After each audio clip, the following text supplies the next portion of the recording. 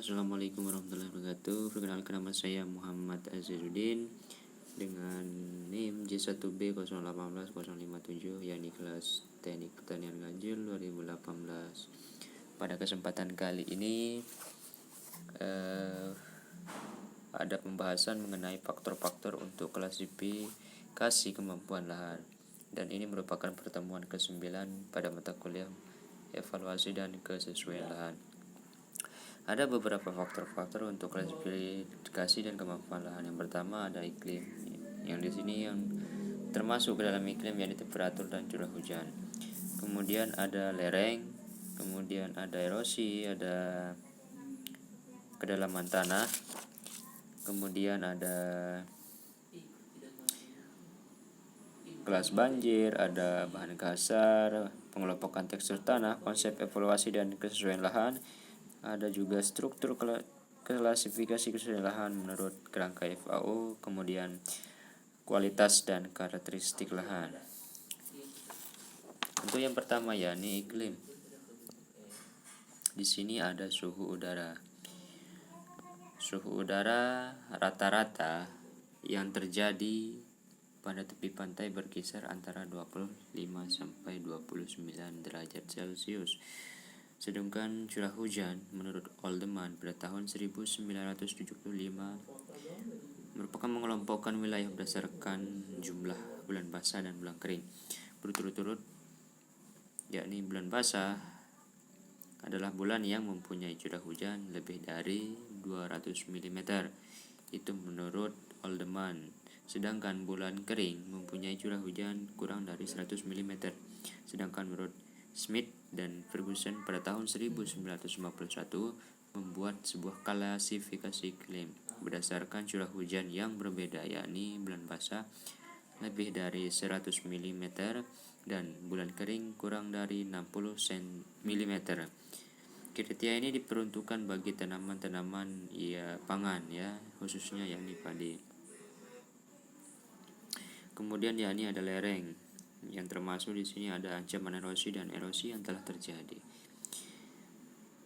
Pengelompokan wilayah berdasarkan tingkat kemiringan lereng, yakni datar itu kurang dari 3%, kemudian berombak ada 3-8%, kemudian bergelombang ada 8-15%, berbukit 15-30%, bergunung 30-40%, bergunung curam yakni 40-80%, bergunung sangat curam lebih dari 60%. Kemudian erosi, ada pengelompokan erosi yakni sangat ringan itu terjadi berdasarkan kurang dari 0,5, kemudian ringan 0,5 sampai 9, sedang 0,9 sampai 1,8, berat 1,8 dan 4,8, sangat berat lebih dari 4,8. Jika kita lihat melalui nilai ini, maka semakin banyak nilai yang terjadi maka tingkat erosi itu semakin berat. Kemudian ada kedalaman tanah. Ini juga berpengaruh terhadap terjadinya erosi maupun terjadinya banjir. Klasifikasinya di sini ada sangat dangkal dengan kedalaman kurang dari 20 cm. Kemudian dangkal 20-50 cm, sedang yaitu 50-75 cm, sedangkan dalam yakni 75 lebih dari 75 cm. Dengan melihat hal ini bahwa semakin dalam kedalaman tanah bahwa tingkat erosi dan banjir juga bisa berpotensi sangat besar untuk terjadi. Kemudian pengelompokan tekstur tanah. Ini ada tanah halus, terus kemudian ada agak halus, ada sedang, agak kasar, ada kasar, kemudian ada sangat halus. Kemudian bahan kasar, ini kerikil atau batuan pada setiap lampiran tanah. Dibedakan menjadi yang pertama sedikit, yaitu kurang dari 50%, kemudian sedang 15-35%, banyak yakni 35-60%, dan sangat banyak itu lebih dari 60%.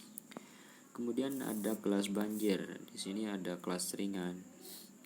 Itu apabila dilihat dari ketinggian air berkisar antara 50 sampai 100 cm. Kemudian sedang itu ada 100 sampai 100,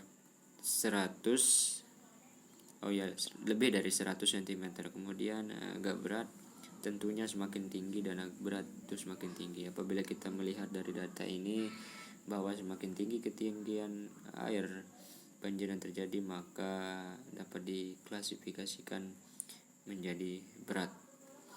Untuk konsep evaluasi dan kesesuaian lahan. Evaluasi lahan adalah suatu proses penilaian sumber daya lahan untuk tujuan tertentu dengan pendekatan atau cara yang sudah teruji.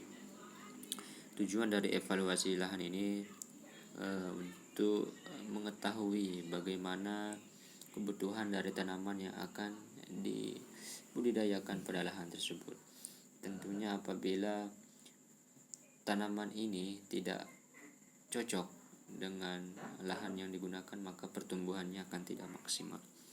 Kemudian ada terus struktur klasifikasi lahan menurut kerangka FAO pada tahun 1976, yakni ada tingkat ordo, kemudian kelas, subkelas, dan unit.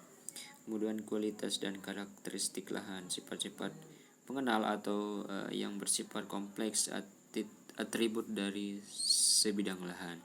Kemudian yang terakhir yakni ada kualitas lahan, diukur langsung dengan kerangka FAO tadi. Itu bisa dilaksanakan langsung, secara langsung dan terjun ke lapangan. Mungkin hanya ini yang dapat saya sampaikan, kurang lebihnya mohon maaf. Wabillahi taufiq wal hidayah. Assalamualaikum warahmatullahi wabarakatuh. Selamat malam.